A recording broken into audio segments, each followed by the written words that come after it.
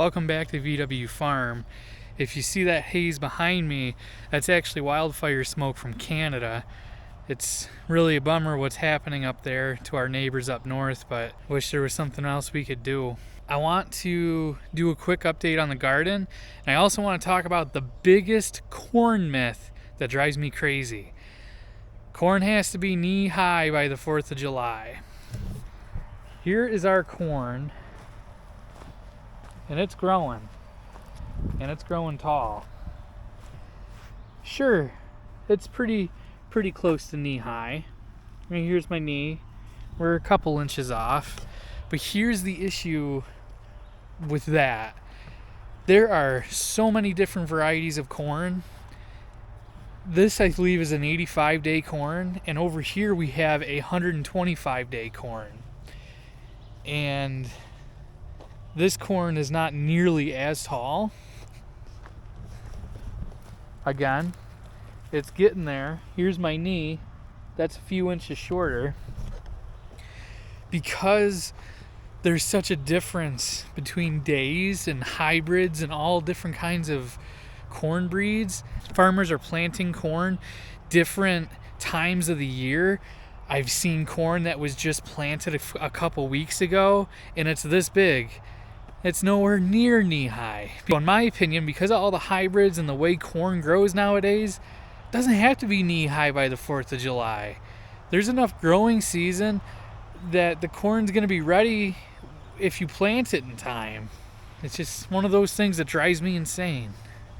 But I'm not a farmer. I'm kind of new to this, so maybe I'm wrong. Tell me in the comments if I'm wrong. We did our weave here, and look at these tomatoes. They are just jumping. I've already got some blossoms. There's some blossoms here that are starting. We have a couple different variety of tomato. I think we have 12 plants of Amish paste, and then the rest are Romas. And the really tall plants, like this one here, that's an Amish paste, and then these bushier plants here, those are Romas. The reason why we have two different varieties is because we had the frost and it kind of took out some tomatoes, but we kept some. I didn't throw them all out. And wait till you see these ones. These tomatoes here were actually caught by the frost, and look at how tall and bushy those got. They were literally sticks.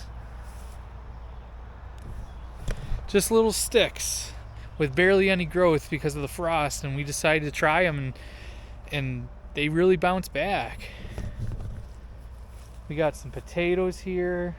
Our peppers are doing pretty good. It looks like we're getting a little bit of pest damage, but it is what it is. We're not going to put any insecticides down. We don't like doing that.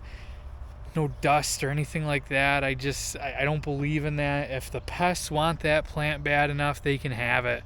There's plenty enough here for everybody. Our zucchinis need a little bit of weeding, but they are jamming. Look at the size of this plant.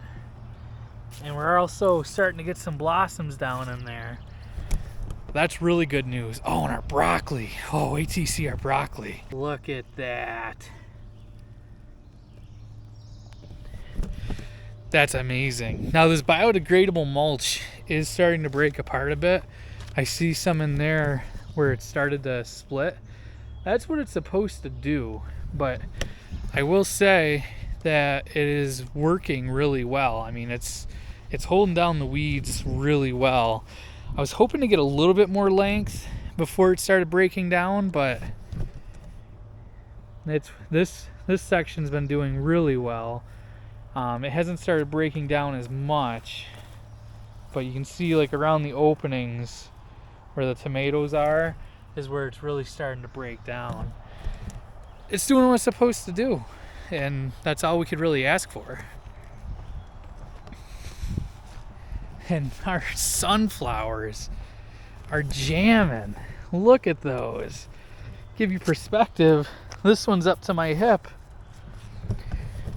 Now, we do have a problem with some deer. This is what they'll do. They'll eat the tops off. It happens. Again, look at all my sunflowers. We have enough for everybody. I'm not gonna stop the deer all the time, but we can try. But just look at them.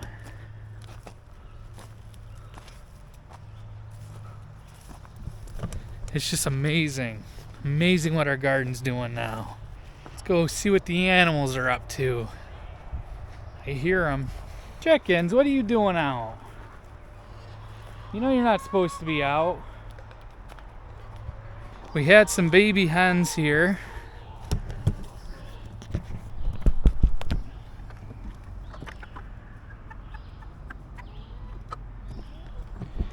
We had 4 at one point.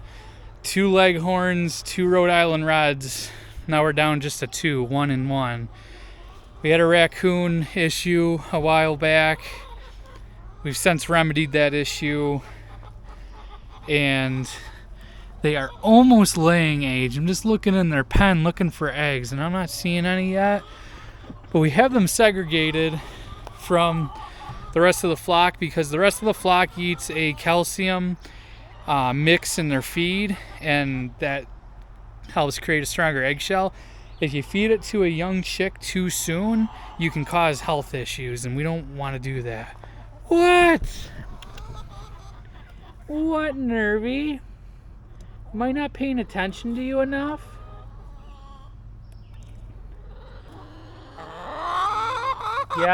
Yes, your complaint has been registered. Thank you for shopping with us. One of my biggest concerns with the cat when we first got her, it's been 2 or 3 years now, I can't believe it. We were concerned with how she was gonna react with the chickens, and she's been fine. She actually coexists with the chickens and is like one of them. We always joked when we first got her, she didn't sign up to be a farm cat, but she's loving that life. Everything back here is a scratching post. You can kind of see right here what she's been doing to the poor tree bark. You know, now the running joke is you can take the cat off the farm, but you'll never take the farm out of the cat. So anyway, thank you for just watching this quick update with me. I'm gonna get the animals fed before it rains, and we want to thank you so much for watching. Please subscribe to our channel. We have a lot of exciting content. We're starting to gear up with harvest coming up here soon. Our tomatoes are growing up really big. Our hens are growing up really big. We got a couple soap shows coming up, so we're gonna take you all along with us for them. So like the video, share it around, hit that subscribe button once again, and we'll catch you on the next one.